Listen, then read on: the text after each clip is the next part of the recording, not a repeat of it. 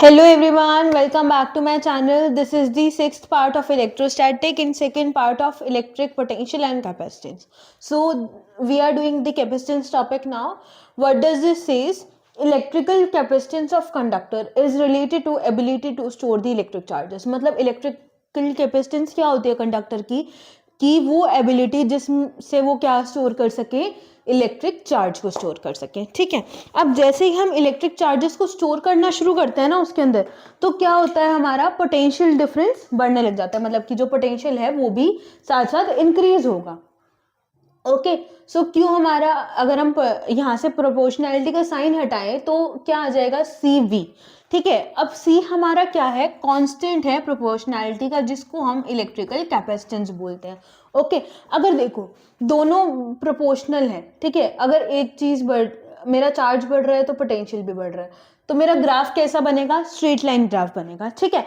अब देखो इसकी यूनिट क्या होगी, फैराडे. क्या होगी इलेक्ट्रिकल कैपेसिटेंस की यूनिट, फैराडे. और ये किसके इक्वल होगी, 1 coulomb by 1 volt. Okay. So C V minus 1. Okay. अब आते हैं हमारे डायमेंशन. डायमेंशन क्या होगा, देखो कूलम हमारा चार्ज के लिए यूज होता है, चार्ज बाय में वर्क, और वोल्ट उसका पोटेंशियल का क्या होता है, वर्क डन बाय में चार्ज. तो पुट किया, ऊपर क्या हो गया, चार्ज का स्क्वायर बाय में वर्क डन. तो इन दोनों का फॉर्मूला पुट किया तो हमारा डायमेंशन क्या आ गया, m-1 l-2 t4a स्क्वायर. ठीक है. अब बात करते हैं कि जो हमारा इलेक्ट्रिकल कैपेसिटेंस है वो डिपेंड किस किस चीज पे करता है. देखो एक तो ज्योमेट्री पे करता है, एक हमारा सेपरेशन ऑफ बिटवीन प्लेट्स. मतलब देखो जो इलेक्ट्रिकल हमारा कैपेसिटेंस होता है ना, उसमें चार्ज इस तरीके से स्टोर्ड होते हैं. इंडक्शन से ना हम चार्ज एक साइड प्रोड्यूस करते हैं, जैसे मेरा यहाँ पे पॉजिटिव चार्ज प्रोड्यूस हो गया. ठीक है. तो इस साइड भी प्लेट के क्या हो जाएगा, पॉजिटिव चार्ज प्रोड्यूस हो गया. ओके. और बाय इंडक्शन यहाँ पे क्या हो जाएगा, नेगेटिव चार्ज भी प्रोड्यूस होगा. ओके. अब ये क्या होता है, जो ये दो प्लेट्स है ना, इनके बीच में जो सेपरेशन डी है उसके ऊपर डिपेंड करता है हमारा इलेक्ट्रिकल कैपेसिटेंस, और मीडियम बिटवीन दी प्लेट्स. अब जैसे मैं डाइलेक्ट्रिक मीडियम रख दूं, के रख दूं, तो उससे भी इफेक्ट पड़ेगा है ना उसके ऊपर, इलेक्ट्रिकल कैपेसिटेंस के ऊपर. तो ये होता है. अब हम बात करते हैं कि कैपेसिटर क्या होता है. तो कैपेसिटर क्या होता है, एक इलेक्ट्रिकल डिवाइस होता है जो कि स्टोर क्या करता है, हमारी इलेक्ट्रिकल एनर्जी. किसमें, इलेक्ट्रिक फील्ड बिटवीन दी कंडक्टर्स. अब जैसे देखो चार्जेस है तो इलेक्ट्रिक फील्ड भी तो पास करेगी ना इसके बीच में से, दोनों कंडक्टर्स में. तो ये क्या स्टोर करता है, इलेक्ट्रिकल एनर्जी स्टोर करता है, electric field between the two conductors. Okay. अब हम बात कर लेते हैं एक बार capacity of isolated spherical conductor. मेरे पास ना एक स्फेयर है जिसका सेंटर O है, रेडियस R है, और जो चार्ज है ना वो इस स्फेयर पे कैसे है, इवनली डिस्ट्रीब्यूटेड है, प्लस चार्ज. तो पोटेंशियल हर पॉइंट पे सेम होगा इस सरफेस के. तो V हमारा किसके इक्वल हो जाएगा, Q 4πε0 R के इक्वल. ठीक है. अब कैपेसिटी देख ले, तो कैपेसिटेंस का हमारा फॉर्मूला क्या होता है, Q बाय V की जगह पे पुट करो, चार्ज से चार्ज कैंसिल हो जाएगा, 4πε0 हमारी क्या आ जाएगी, capacity of isolated spherical conductor. Okay. अब लास्ट इसमें क्या रह गया है कि प्रिंसिपल. प्रिंसिपल क्या है इसका, a capacitor can not change it's voltage instantaneously. मतलब कि इंस्टेंटली वो चेंज नहीं कर सकता एकदम से. तो क्या होता है, अगर हमें वोल्टेज को इंस्टेंटली चेंज करना है तो हमें चार्ज भी इंस्टेंटली चेंज करना पड़ेगा उसके. ठीक है. तो उसको ना टाइम लगता है चार्ज होने में और डिस्चार्ज होने में. ओके. अब देखो जो कैपेसिटर होता है वो अपोज किसको करता है, फ्लो ऑफ वोल्टेज. अब जैसे जो हमारा इंडक्टर होता है वो किसके फ्लो को स्टॉप करता है, इंसुलेटर जो हमारा होता है चार्ज की, सॉरी इलेक्ट्रिक चार्ज के करंट को फ्लो को अपोज करता है. ठीक है. तो जो यहाँ पे चेंज है वोल्टेज का वो रिक्वायर होगा, कैसे कि जो चेंज इन चार्ज, मतलब कि अगर हम वोल्टेज में चेंज एक्सपेक्ट कर रहे हैं तो हमें चार्ज में भी चेंज करना पड़ेगा यहाँ पे. तो V हमारा Q बाय C के ही इक्वल होगा. ओके. हाँ जी. तो अब एक बार देख लेते हैं parallel plate capacitor. Parallel plate capacitor में क्या होता है, हमें ना दो प्लेट्स गिवन होती है, इसके अंदर हम पॉजिटिव चार्ज डालते हैं. तो ये जो पॉजिटिव चार्ज है यहाँ पे नेगेटिव चार्ज इंड्यूस हो जाता है उसकी वजह से, और इलेक्ट्रिक फील्ड इसमें से फ्लो करने लग जाती है, और इन दोनों का जो सेपरेशन है वो D होता है. ठीक है. अब मुझे ना इधर और इधर के सरफेस पे इलेक्ट्रिक फील्ड 0 है. ठीक है. मतलब इस साइड और इसके बाहर कोई इलेक्ट्रिक फील्ड फ्लो कर रही है, क्योंकि चार्जेस नहीं है तो वो फ्लो कैसे करेगी अब इस साइड, ठीक है। अब देखो अगर मैं सरफेस चार्ज डेंसिटी देखूं सिग्मा कहाँ पे, इधर, तो वो क्या होगी Q बाय ए, और माइनस सिग्मा देखूं इस प्लेट पे तो वो क्या होगी Q बाय ए से, ठीक है।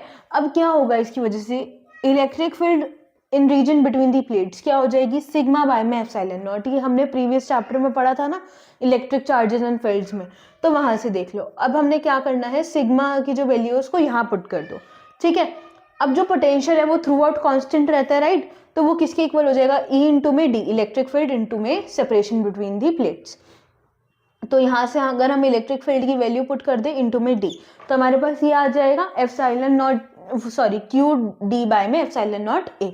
ओके, अब हमें कैपेसिटी देखनी है, इसकी कैपेसिटी क्या होगी Q बाय वी, Q मतलब कि चार्ज बाय में पोटेंशियल, चार्ज और यहाँ पे पोटेंशियल की जो हमने यहाँ पे वैल्यू निकाली है उसको पुट करूंगी, चार्ज से चार्ज कैंसिल, तो एप्सिलॉन नॉट ए बाय में डी, ठीक है। अगर मैंने जो प्लेट्स हैं उनको सेपरेट कर दिया बाय डाइलेक्ट्रिक मीडियम, ठीक है, अगर मैं डाइलेक्ट्रिक मीडियम से सेपरेट कर देती हूँ, डाइलेक्ट कांस्टेंट एक बार देख लेते हैं, और इसको हम रिलेटिव परमिटिविटी भी बोलते हैं, ठीक है। अब ये किसके इक्वल होता है, capacitance of capacitor with dielectric between plate, मतलब कि ना हमें कैपेसिटेंस निकालनी है किसकी, उस कैपेसिटर की जिसके बीच में हम डाइलेक्ट्रिक को प्लेस कर रहे हैं, ठीक है। और बाय में capacitance of capacitor with vacuum और एयर बिटवीन दी प्लेट्स, ठीक है, जिस कैपेसिटर में वैक्यूम है एयर। अब डाइलेक्ट्रिक प्लेस करने का मतलब है कि आप कोई भी मीडियम रख दो इसके अंदर, ठीक है। मीडियम जैसे कि आप कौन कौन सा रख सकते हो, इसमें सेपरेट कर दो इसको किसी, जैसे मेटल हो गया, कोई भी डाइलेक्ट्रिक रख दो अदर देन वैक्यूम और एयर, ठीक है, वाटर रख दो तो उससे सेपरेट कर दो, ठीक है। अब एप्सिलॉन आर भी बोल से रिप्रेजेंट करते हैं और के से रिप्रेजेंट करते हैं, ये कैपेसिटेंस ऑफ मीडियम बाय में कैपेसिटेंस बाय जीरो, ठीक है। अब इनको मैं क्या करूंगी, क्रॉस मल्टीप्लाई, तो कैपेसिटेंस ऑफ मीडियम किसके इक्वल हो जाएगी, डाइलेक्ट्रिक कांस्टेंट इनटू में capacitance of capacitor with vacuum और एयर बिटवीन दी प्लेट्स, ठीक है। अब एप्सिलॉन जो मेरी के की वैल्यू होती है ना, वो किसके इक्वल होती है, एप्सिलॉन इनटू में, अब जैसे सी नॉट की वैल्यू पुट करी, अब जो एप्सिलॉन आर इंटू में एप्सिलॉन नॉट होता है ना, वो एप्सिलॉन इन मीडियम के भी इक्वल होगा, है ना, जैसे इसमें हमने करा, जैसे कैपेसिटेंस है ये, तो यहाँ पे क्या आ जाएगा, एप्सिलॉन ए बाय में डी, ठीक है। अब नेक्स्ट टॉपिक समझते हैं, कौन सा, ग्रुपिंग ऑफ कैपेसिटर्स, ठीक है। क्या देखना है, ग्रुपिंग ऑफ कैपेसिटर्स, और जिसमें हम पहले पढ़ेंगे सीरीज की, हम ना जो कैपेसिटर्स है उनको पहले सीरीज में लगा के देखते हैं एक बार। तो देखो, जब कैपेसिटर सीरीज में कनेक्टेड होते हैं ना, तो दो पॉइंट्स के बीच में हम किस पाथ से प्रोसीड करते हैं, सिर्फ एक ही पाथ से, मतलब कि जो एक पॉइंट से दूसरे पॉइंट में हम जा रहे हैं ना, सिर्फ हम एक ही पाथ फॉलो करेंगे उसमें। अब मैंने यहाँ पे तीन कैपेसिटर्स जो है सीरीज में लगा दिए हैं, C1 C2 एंड C3, ठीक है। वोल्टेज इसमें से जा रही है V1 V2 एंड V3। अब देखो इसमें से ना मैं एक चार्ज को, मतलब पॉजिटिव चार्ज को भेज रही हूँ यहाँ पे, और ये तीनों में डिस्ट्रीब्यूट हो रहा है, ठीक है। और यहाँ से जो नेगेटिव चार्ज इंड्यूस हो रहा है, इसकी हम क्या करवा रहे हैं, अर्थिंग। ये मैं आपको बताना भूल गई थी, जो नेगेटिव चार्ज होता है उसकी अर्थिंग करा दी जाती है, और जो पॉजिटिव चार्ज होता है फिर वो फ्री टू मूव होता है, ओके। अब हमारे में क्या है, जो चार्ज है उसमें सेम है, तो अगर हम वोल्टेज निकालें तो Q बाय में C1, Q बाय में C2 और Q बाय में C3।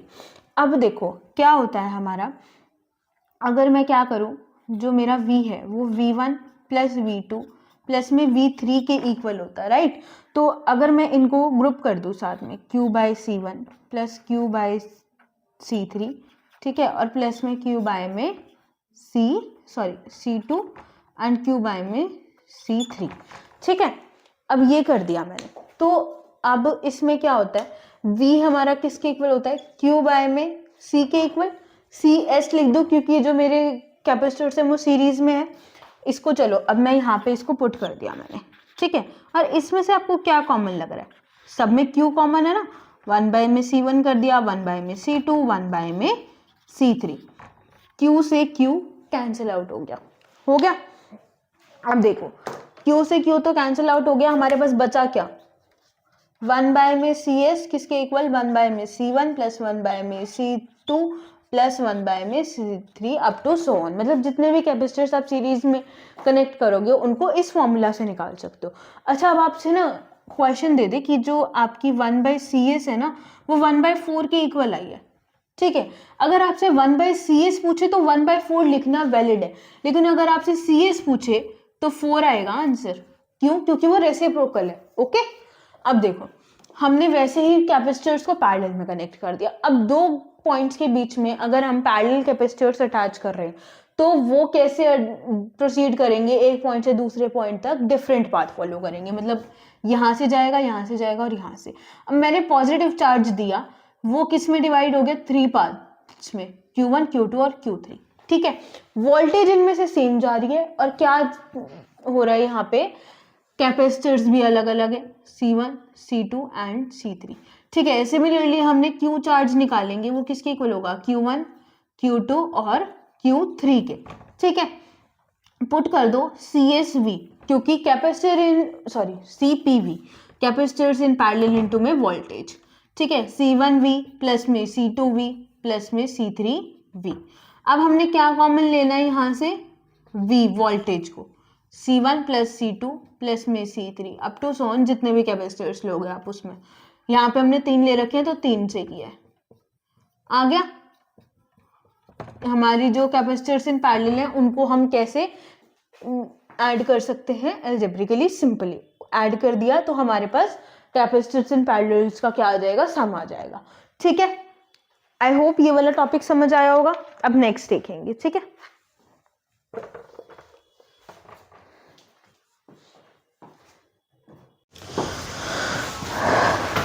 हाँ जी, देखो अब हमने क्या पढ़ना है, एनर्जी स्टोर्ड इन कैपेसिटर। तो एनर्जी निकालने के लिए हमें वर्क डन निकालना पड़ेगा। पहले वर्क डन का फॉर्मूला देखो, V इंटू में क्यों कर दिया, क्यों, क्योंकि जो पोटेंशियल होता है वो वर्क डन बाय में चार्ज के इक्वल होता है। तो वहां से हमने किसका फॉर्मूला निकाल लिया, अब वर्क डन का फॉर्मूला निकाला, ठीक है। अब देखो क्या होगा, V इंटू में क्यू के इक्वल है। अब हम क्या करेंगे, स्मॉल पोटेंशियल ले लेते हैं और dV वर्क डन ले लेते हैं, ठीक है, dW।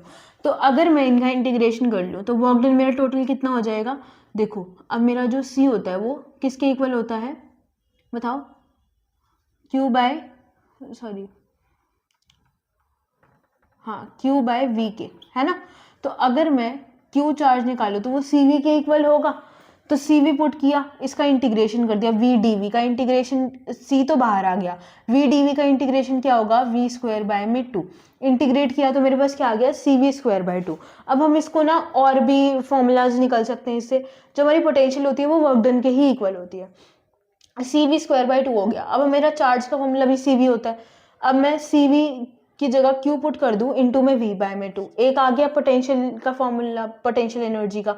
अब दोबारा से अगर मैं क्या करूं, V की वैल्यू पुट कर दूं Q बाय C, तो मेरा half Q square bye C भी फॉर्मूला आ जाएगा, ठीक है। अब मुझे टोटल एनर्जी निकालनी है। टोटल एनर्जी में कैसे निकालूंगी, half Q square by CS, मतलब कि सीरीज में निकालनी है, ठीक है। तो Q स्क्वायर बाय 2 को कॉमन लिया और साथ में किसको ऐड कर दिया, सारी जो कैपेसिटर्स हैं उनको, ठीक है। तो मेरा क्या आ गया, पोटेंशियल एनर्जी का सम आ गया, ठीक है, टोटल एनर्जी आ गई। अब पैरेलल का देखें तो half CP V square, CV square होता है ना, तो उसकी जगह हमने जो कैपेसिटर्स इन पैरेलल है V स्क्वायर बाय 2 बाहर निकाल लिया और साथ में किनको ऐड कर दिया, सारे कैपेसिटर्स को। हमारे पास क्या आ गया, V किसके equal, U1 U2 plus U3 up to so on, जितने भी हमारे पास कैपेसिटर्स हैं उनके हिसाब से हमें पोटेंशियल एनर्जी निकालते जाएंगे। अब energy density of parallel plate capacitor, energy density किसके इक्वल होती है, टोटल एनर्जी बाय में वॉल्यूम, ठीक है। अब मेरी जो टोटल एनर्जी है वो हाफ CV स्क्वायर के इक्वल है, ठीक है, और वॉल्यूम इसकी क्या है, A इंटू में D, ठीक है, एरिया इंटू में सेपरेशन बिटवीन दी प्लेट्स। तो वो कैसे निकल गया, हाफ C का फॉर्मूला क्या है, epsilon not A by D और V का ED पुट किया और कैंसिल आउट करके सब कुछ हमारे पास क्या आ गया, half epsilon not E square, ठीक है। अब इसी के साथ ना हमें क्या देखना है, साथ में हम कॉमन पोटेंशियल देखना है। अब कॉमन पोटेंशियल क्या होता है, सबसे पहले तो ये देखते हैं कि देखो कैसे एक्सप्लेन करूँ मैं अब कॉमन पोटेंशियल आपको। जैसे जो चार्जेस हैं वो फ्लो कर रहे हैं वन एट हायर लेवल से पोटेंशियल से लोअर पोटेंशियल तक, ठीक है। अब ये जो फ्लो ऑफ चार्जेस होता है ना, ये कैसा होता है, कॉन्टिन्यूस रहता है जब तक जो पोटेंशियल है इक्वल ना हो जाए, ठीक है। अब जो इक्वल पोटेंशियल्स होते हैं दो कैपेसिटर्स की, उन्हें हम कॉमन पोटेंशियल बोलते हैं, ठीक है। अब इसी तरीके से हम क्या करते हैं, पहले सपोज कर लेते हैं मेरे पास दो कैपेसिटर्स V1 एंड C2 है और मेरे उनके पोटेंशियल्स क्या है V1 एंड V2। तो जब हम कैपेसिटर्स अभी फ्लो हो रहा है चार्जेस का, पोटेंशियल एकदम तो इक्वल नहीं होंगे, तो बिफोर कैसे होंगे C1 V1 plus C2 V2, ठीक है, कैसे बिफोर शेयरिंग से, ठीक है। अब V क्या हो गई हमारी कॉमन पोटेंशियल मान लेते हैं, मान लिया कॉमन पोटेंशियल इसको,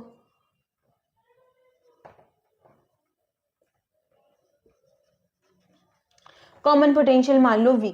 तो उसके बाद हमारी कैसी हो जाएगी C1V प्लस में C2V। कैपेसिटर्स तो अलग होंगे, पोटेंशियल सी तो सेम होंगे। अब हम क्या करते हैं, इन दोनों के जो चार्जेस हैं वो शेयर किया हमने, तो ये दोनों तो इक्वल हो गए। अब इन दोनों को क्या कर दूं, इक्वल पुट कर दूं एक बार। अब इसमें तो कुछ कॉमन नहीं है, मतलब दोनों चीजें अलग अलग है, लेकिन इसमें मेरा V कॉमन है, C1 प्लस में C2। अब मेरे पास V की वैल्यू क्या आ जाएगी, C1V1 प्लस C2V2 बाय में C1 प्लस C2। ये आ गई मेरी कॉमन पोटेंशियल की वैल्यू, ठीक है। अगर अब मैं आगे बात करूं, किस चीज की बात करूं भाई, अगर मैं लॉस देखूं जो शेयर करने में हुआ है, तो जब देखो जैसे दो बॉडीज हैं, ठीक है, उनको मैं क्या कर रही हूँ, शेयर कर रही हूँ चार्जेस उन दोनों के बीच में, तो चार्जेस का तो लॉस नहीं होता, लेकिन कुछ एनर्जी तो लॉस होगी ना उसके अंदर। ये चीज तो मानोगे कि अगर आप कोई चीज को ट्रांसफर कर रहे हो, है ना, तो किसी चीज का तो लॉस होगा कोई काम करने में, तो एनर्जी का लॉस हो रहा है कि जैसे हीट का हो गया, कोई और एनर्जी शेयर कर रहे हो, तो हमें लॉस ऑफ एनर्जी देखना है। अब सपोज कर लिया जो कैपेसिटर्स है वो C1 C2 है सेम, और आगे अगर हम देखें V हमारी क्या होगी कॉमन पोटेंशियल, ठीक है। तो क्या करेंगे भाई अब इसको निकालने के लिए, V तो हमारे पास है, तो हमें क्या देखना है अब यहाँ पे U1 पोटेंशियल्स। पोटेंशियल्स का हमारा फॉर्मूला क्या था, 1/C1V1 का स्क्वायर। अगर हम शेयरिंग से पहले पोटेंशियल एनर्जी मतलब एनर्जी देख रहे हैं तो ये क्या आ गया, ठीक है, ये बिफोर शेयरिंग है, और शेयरिंग के बाद हमारी जो पोटेंशियल एनर्जी हो जाएगी वो किसके इक्वल होगी, half C1V plus half C2V, ठीक है। अब क्या करेंगे, दोनों का सम कर दो, ठीक है। अगर सोचो सम नहीं करते, पहले U2 निकाल लेते हैं। इसमें क्या है मेरा C1 और C2 तो अलग अलग है, कॉमन क्या है पोटेंशियल, तो पोटेंशियल की एक बार वैल्यू पुट कर दूं, C1V1 प्लस C2V2 बाय में C1 प्लस C2, ठीक है, इतना क्लियर हुआ होगा। अगर अब मैं आगे देख लूं तो लॉस निकालना है मुझे, लॉस किसके अंदर कैसा हुआ है, जो पहले थी उसमें से बाद वाली। अब देखो U1 ही बड़ा होगा U2 से, क्योंकि जो हमारी प्रेजेंट में है अगर हम उसके ऊपर काम कर रहे हैं तो बाद में चेंज होगा ना उसमें, तो U1 माइनस में U2 करेंगे तो हमारा लॉस क्या आ जाएगा एनर्जी में, U1 माइनस में U2। U1 क्या है, हाफ C1V1 का स्क्वायर प्लस हाफ C2V2 का स्क्वायर, माइनस में क्या half C1 plus C2 into में C1 plus V1 C1V1 plus C2V2 bye में C1 प्लस C2, ठीक है। अब देखो इसको पूरा कैलकुलेट तो अभी करना मुश्किल हो जाएगा वन शॉट में, तो इन शॉर्ट फॉर्म में लिख दूं, मतलब बुक में से ही लिख देते हैं। क्या आएगा C1V1, ठीक है, और क्या आएगा इसमें V1, है ना, V1 माइनस में V2 का स्क्वायर बाय में क्या 2 C1 प्लस में C2, ठीक है। तो ये हमारी क्या आ जाएगी लॉस इन पोटेंशियल एनर्जी, और ये क्या होगी पॉजिटिव होगी, क्यों, क्योंकि जो U1 है वो ग्रेटर होगा U2 से, ठीक है। मतलब कुछ अगर हम माइनस कर रहे हैं किसी में से, अगर वो बड़ा है तब, ठीक है। तो ये समझ आया होगा। देखो आई होप आपको यहाँ तक समझ आया होगा, ये वाले टॉपिक तक रह गया हमारा डाइलेक्ट्रिक वाला और कंडक्टिंग स्लैब जो पैरेलल प्लेट में डलेगी, और डाइलेक्ट्रिक स्लैब का वो रिकॉर्ड हुआ था बट उसमें साउंड नहीं आ रही है माइक की वजह से, तो अभी मैं नेक्स्ट वीडियो अपलोड कर दूँगी मॉर्निंग तक, और वो देख लेना, वो लास्ट पार्ट होगा इस वीडियो का, ठीक है। आई होप यहाँ तक समझ आया होगा। Please like share and subscribe, अगर आपको वीडियो समझ आ रही है नेक्स्ट लेसन के लिए आप सब्सक्राइब करके बेल आइकन ऑन करो, और जितने हो सकता है उतना शेयर करो वीडियो को, ठीक है। बाय।